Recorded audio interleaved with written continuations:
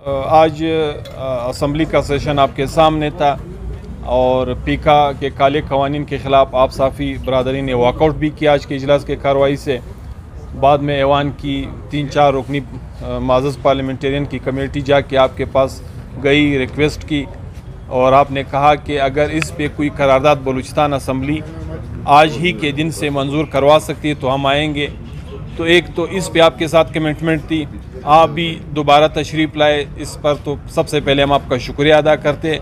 और साथ ही जिस टाइम आप दोबारा इंटर हुए थे असम्बली हाल में, तो उस वक्त अवामी नेशनल पार्टी की तरफ से ऑलरेडी साफियों के साथ इस वक्त मुल्क की सतह पे जो रवैया रखा गया है, उनके साथ हर लिहाज से उनकी जो ज़बानबंदी करने की कोशिश हो रही है, उसके ख़िलाफ़ एक करारदाद हम सबमिट कर चुके थे और वो हम पेश भी कर चुके थे और उस पर बहस भी चल रही थी, जिसमें ख़ुसूसन अतर मतीन का वाक़या शामिल था, मोहसिन बेग के साथ जो रवैया रखा गया है, या अस्मा शिराजी और गरीदा फारूकी के साथ जो सोशल मीडिया के साथ उसकी जो तज़हीक हो रही है या जो उसको थ्रेट्स मिल रहे हैं, या ओवरऑल पूरे पाकिस्तान में इस वक्त साफ़ियों को दरपेश ख़तरात की बुनियाद पर आज असम्बली में हमने बात करनी थी। करारदाद ऑलरेडी सबमिट था, उस पर बहस भी चल रही थी। तो यकीनन इसमें सबसे ज़्यादा जो आज असम्बली में बात होनी थी वो पीका क़वानीन पे होनी थी। हम तो पहले ही से कहते चले आ रहे हैं कि जब आप कहते हो कि हमारे पास अक्सरियत है, आप कहते हो कि हम हर किस्म के क़वानीन असम्बलियों और मुक़द्दस ऐवानों से पास करवा सकते हैं, तो फिर ये जो आर्डिनेंस फैक्ट्री बनी हुई है प्रेसिडेंट हाउस, तो फिर इसकी नौबत क्यों आती है? यकीनन इस वक्त पाकिस्तान में हम समझते हैं कि एक गैर एलानिया मार्शाला जैसी सूरत हाल बनी हुई है। हर उस तबके को प्रेशराइज़ किया जा रहा है जो हक़ की बात करते हो, जो माशरे में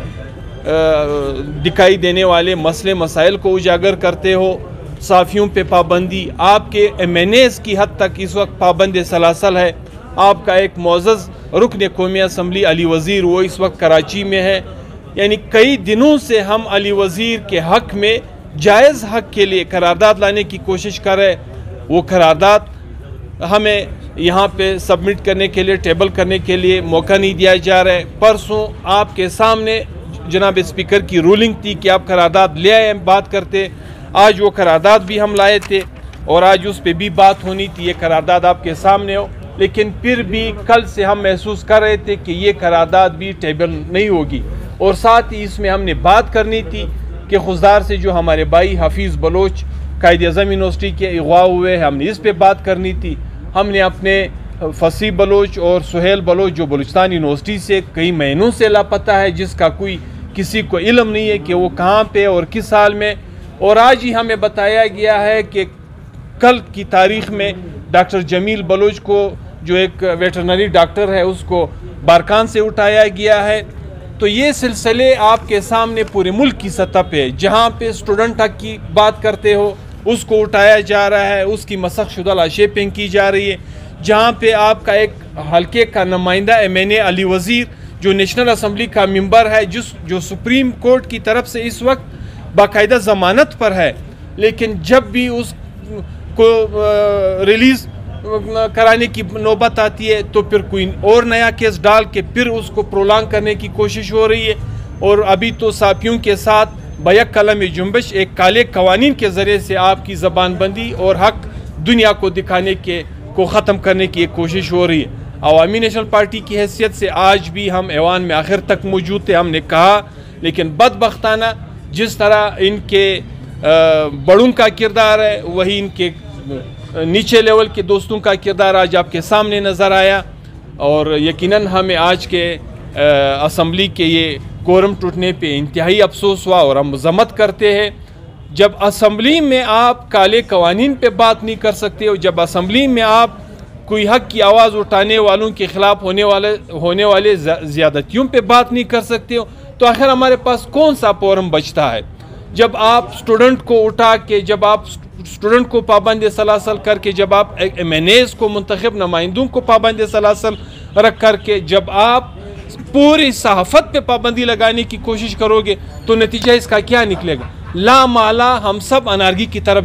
चले जाएंगे। ऑलरेडी पाकिस्तान इस वक्त अंदरून खाना। आज मैं आपको इल्म में लाना चाहूँ कि आज जो एक फेवरेट गवर्नमेंट इन्होंने बनाई अफगानिस्तान में, आज उन्हीं के साथ बॉर्डर पे, चमन बॉर्डर पे झड़पें हुई है। और आज ही हमारे यहाँ आप देख रहे हो TTP की तरफ से स्टेटमेंट आ रहे हैं कि रियासत पाकिस्तान के साथ TTA के ज़रिए से हमारे मुज़ाकरात हो रहे। न कोई सानिया